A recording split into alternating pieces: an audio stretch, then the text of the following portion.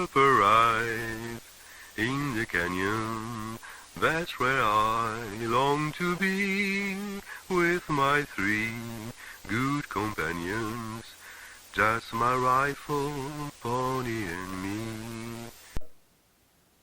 Est-ce que, quand je regarde de l'autre côté de l'Atlantique, est-ce que le film de Lajli, comme tous les banlieues films, eh bien, s'y retrouve? Que ce soit La Haine ou Ma cité va craquer, les banlieues films, enfin, comme ils les appellent, les urban movies. Et pour commencer par parler de Do the Right Thing, qui est un film très important, montre tout à fait autre chose. Leurs préoccupations ne sont pas celles des cinéastes dont la critique parle. C'est-à-dire que le banlieue film version française, alors pardon pour le mot, hein, mais me semble-t-il, il désethnicise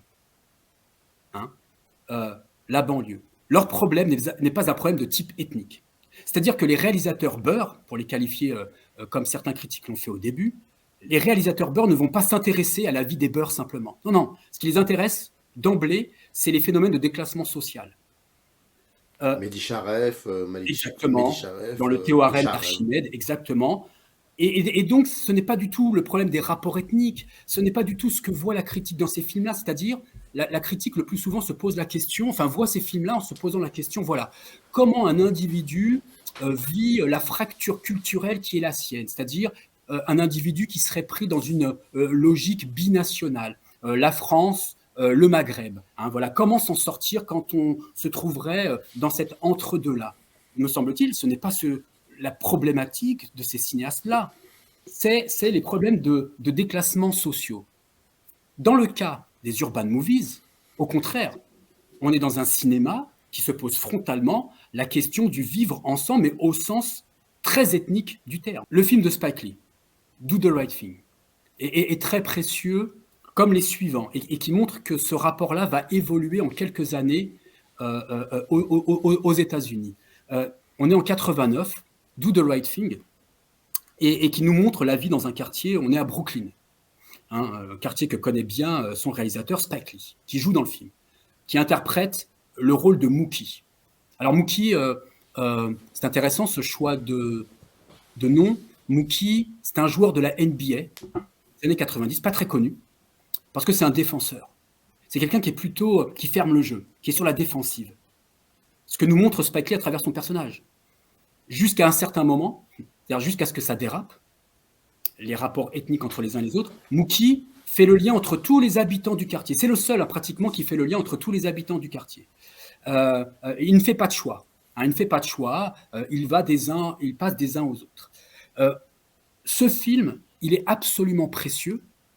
Et c'est là où se méprend très souvent la critique, c'est que la critique très souvent considère que nous montre ce film, c'est que les rapports ethniques, alors entre la communauté asiatique, la communauté noire, les blancs qui se trouvent encore dans le film. Hein, on a un policier, on va avoir un conducteur de véhicule blanc, on va avoir un jeune homme qui vit dans le quartier, qui porte un maillot des Celtics avec le numéro 33, Larry Bird. Donc on est sans doute avec un Irlandais, un originaire d'Irlande, pardon. La critique très souvent réduit le moment où les choses vont déraper, c'est-à-dire que il y a un lieu symbolique dans ce quartier, c'est la pizzeria que tient Danny Aiello, personnage que joue Danny Aiello, avec ses deux fils, et on reconnaît à l'écran John Turturro. Et cette pizzeria, à un moment donné dans le film, vers la fin du film, elle va brûler. Voilà. Ce que produirait le ghetto, c'est que les rapports entre les uns et les autres sont impossibles. Les rapports ethniques entre les uns et les autres sont impossibles. Et la critique, très souvent, a retenu ça de ce film. Alors pour ma part, j'y vois tout à fait autre chose. C'est-à-dire que les dissensions dans le film, elles traversent les communautés elles-mêmes, ce que montre Spike Lee. Les Noirs entre eux dans le film, les Afro-Américains, ne sont pas du tout d'accord entre eux. Il y a 3 petits vieux dans le film qui ont fait la guerre du Vietnam. Et à un moment donné, ils sont tout le temps assis et ils regardent de l'autre côté de la rue ce commerce tenu par des Vietnamiens. Et personne n'est d'accord sur le rapport qu'il faut entretenir avec ce commerce. Vais-je y aller ou pas? Moi aussi, je voudrais monter mon commerce, dit un autre. Discussion entre eux, personne n'est d'accord sur la présence de ces immigrés asiatiques dans le film. De même, les jeunes dans le film, les jeunes Afro-américains, montrent combien ils n'ont qu'un rapport très lointain avec leur propre histoire. Il y a un personnage qui se promène dans le film, qui est un personnage de bègue, et qui porte autour du cou des photos de Malcolm X et de Martin Luther King. Personne ne l'écoute. Il n'y a que Mookie qui s'adresse à lui dans le film. Tout le monde s'en fiche de cette histoire-là. Le pasteur King et Malcolm X, c'est loin derrière nous dans le film. On s'en moque. Les rapports au sein de ce quartier de Brooklyn sont compliqués entre les ethnies. Est-ce que la solution, semble-t-il, ce n'est pas le passé, est-ce que la solution, ce serait la révolution? Il y a un personnage dans le film qui s'appelle Radio Barjo, forme de personnage qui a un rapport autistique au monde, qui se promène en permanence avec un ghetto blaster, un énorme poste radio, au son d'une musique, celle du groupe de rap Public Enemy, Fight the Power, qui est un appel à la révolution. Alors, est-ce que la solution, c'est ça? Est-ce que la révolution, c'est la solution? Et au milieu du film, que voit-on? On voit que le ghetto blaster, la radio de Radio Barjo, eh bien, elle s'enraye. Il n'a plus de piles. Parce que la révolution, eh bien, c'est usant. Ça fatigue. En somme, pour Spike Lee, ce n'est pas une solution. Ce n'est pas une solution, la révolution non plus. Aucune entente aussi au sein de la communauté italienne. C'est-à-dire que Danny Aiello n'arrive pas à faire en sorte que ses deux fils s'entendent entre eux. John Turturro entretient des relations avec Mookie. Ils sont amis. De même que Danny Aiello est secrètement amoureux de la sœur de Mookie. Au sein des communautés elles-mêmes, il y a des lignes de fracture, des oppositions. Mais à un moment donné, c'est ce que dit François Bégodeau, Spike Lee, dans son film, il fait un choix.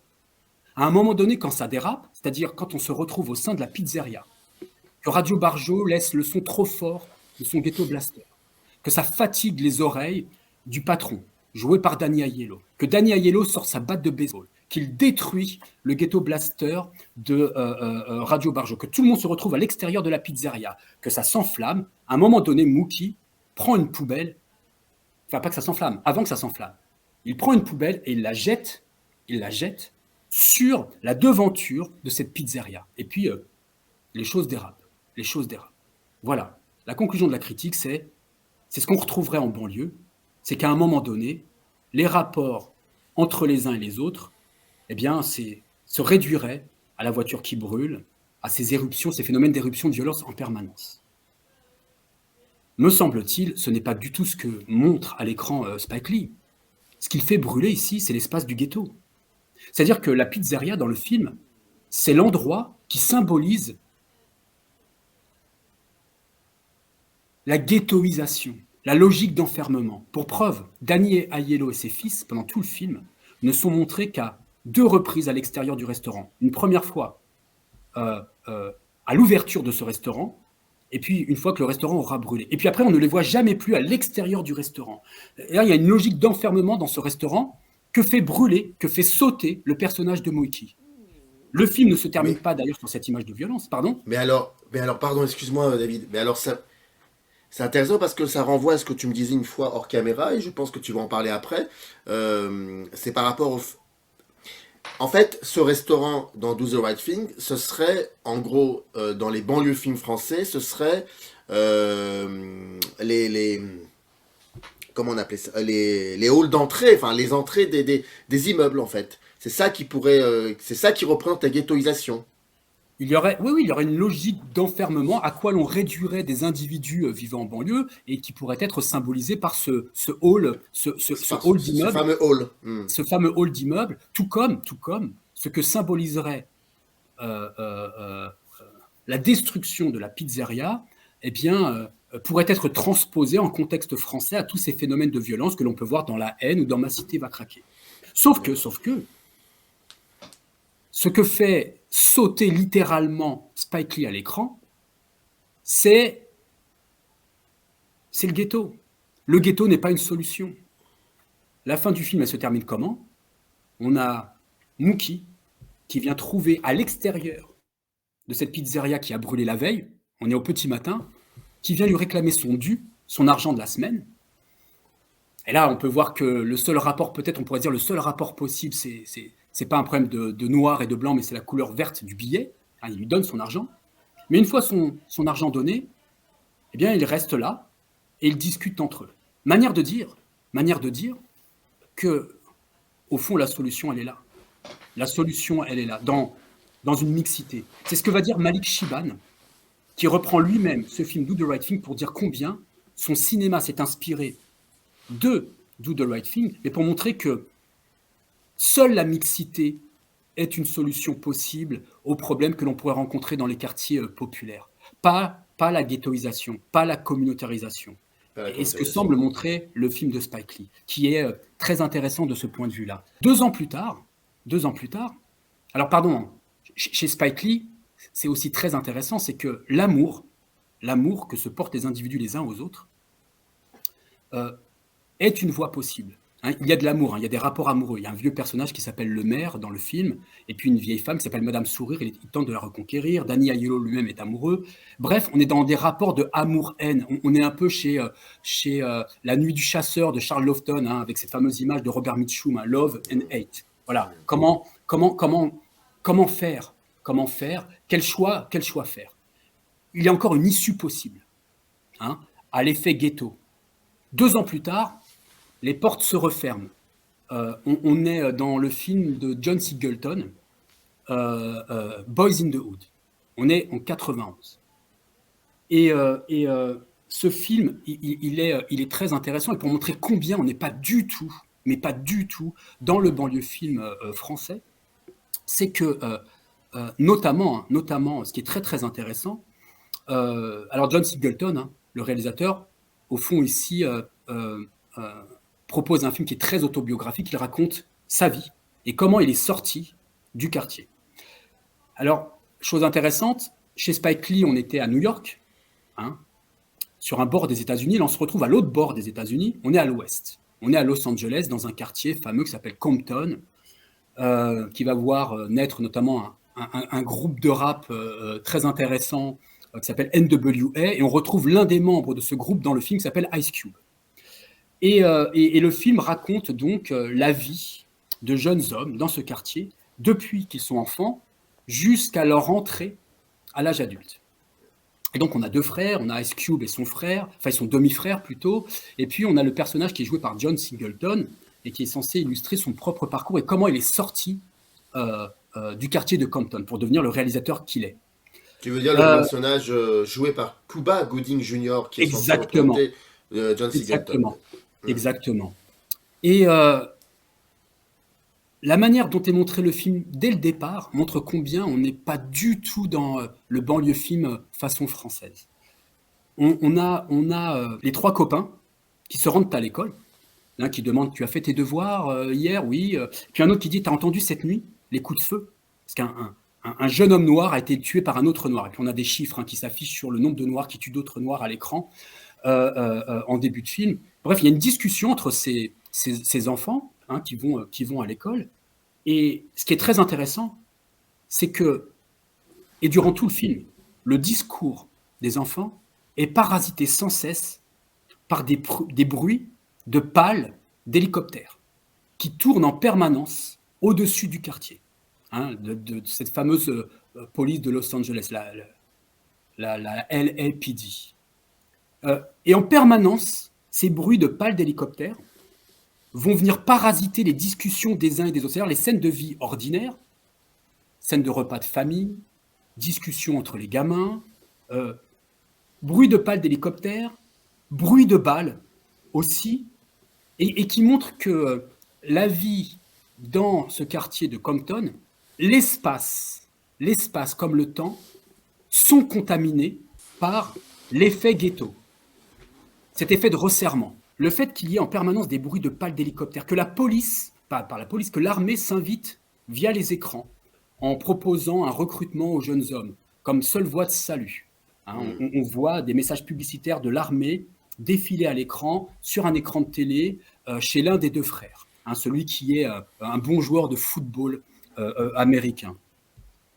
Ça montre que il n'y a plus aucune distinction entre temps ordinaire et temps extraordinaire.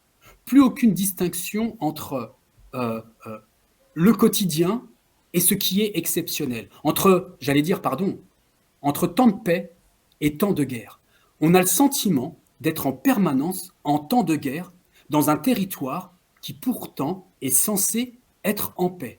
Ces divers bruits périphériques qui en permanence viennent parasiter les ambiances du film montrent combien, dans un pays, les États-Unis d'Amérique, un territoire qui jusqu'aux attentats du 11 septembre 2001 pensait avoir été vierge de tout phénomène de guerre sur son territoire, alors c'est oublier la guerre de sécession, mais passons, jusqu'au 11 septembre 2001, tu vois, on n'est pas dans un cinéma post-11 septembre 2001, on est bien avant, on est en 91. Eh bien, John Singleton montre combien l'espace est contaminé par cette sécurisation à outrance de ces quartiers, qui créant un effet de resserrement, au fond, ne permet plus de distinguer les temporalités. Et donc ça, c'est très très intéressant parce que dans le même temps, cette contamination, elle va avoir des effets aussi sur le temps qui se déroule en banlieue. Très souvent, dans le banlieue film, version française, tu as une alternance de temps mort, des temps où il ne se passe rien, le temps de l'ennui. Il y a un petit gamin dans Ma cité va craquer de Jean-François Richet qui dit à un moment donné, ils sont dans un square, dans mon souvenir, et un des gamins dit « Tu fais quoi demain ?» Et l'autre lui répond « Demain, je fais rien. » Voilà, il n'y a rien. Demain, il n'y a rien. Hein. C'est l'ennui mortel.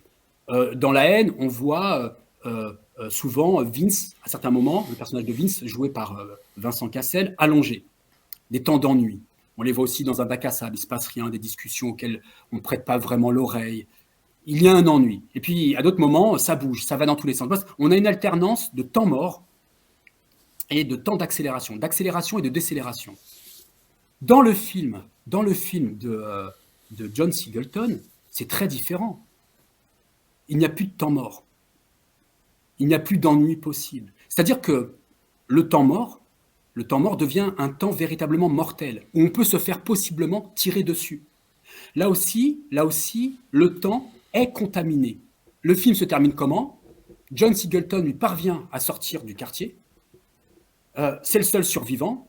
Les autres, pratiquement, se font tuer par balle par d'autres membres de gangs. Hein. On est dans la logique des années 90. À Compton, il y a deux gangs notamment qui se livrent une guerre de territoire, les Bloods et les Crips.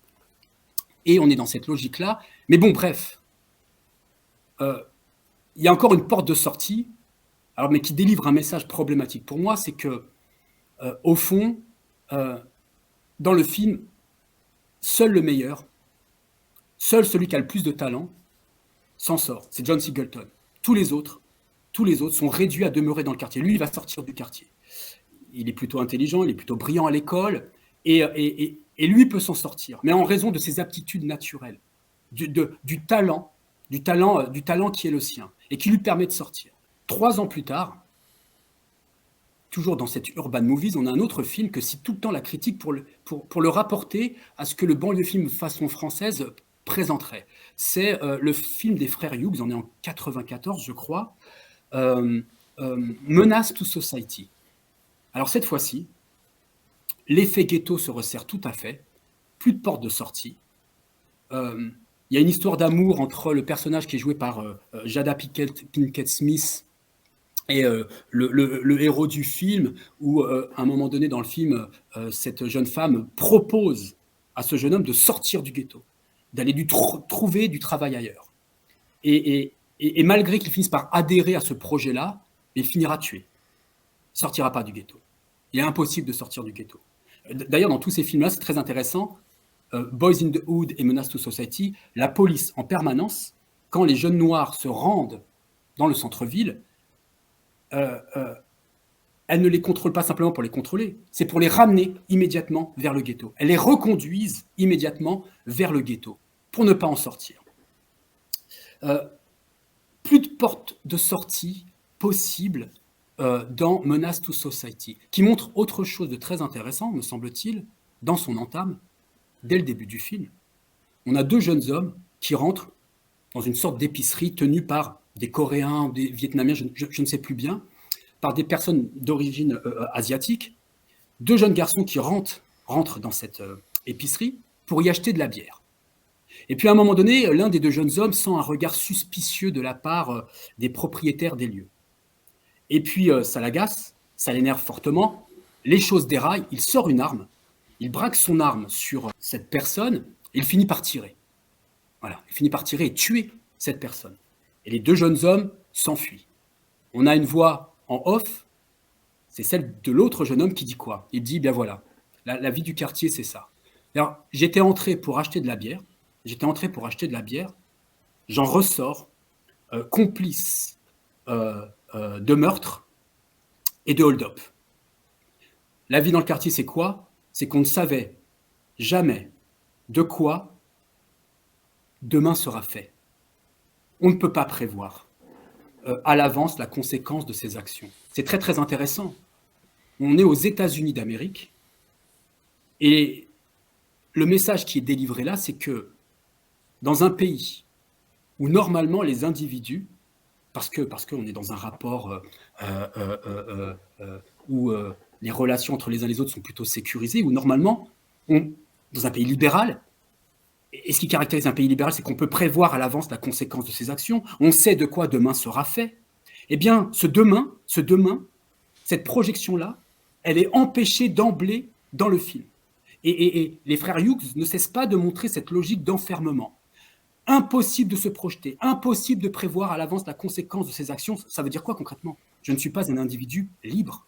Je ne peux pas me déterminer librement parce que je sais ce que je peux faire. C'est-à-dire, un individu libre, c'est quelqu'un qui peut justement prévoir la conséquence de ses actions. Il sait que s'il fait quelque chose de négatif, eh bien, il sera puni. Et puis, au contraire, s'il demeure dans les clous, tout se passera bien pour lui. Non, là, ici, impossible à l'avance de prévoir ce qui se produira. Là aussi, on a un effet de compression du temps, de l'espace, de resserrement.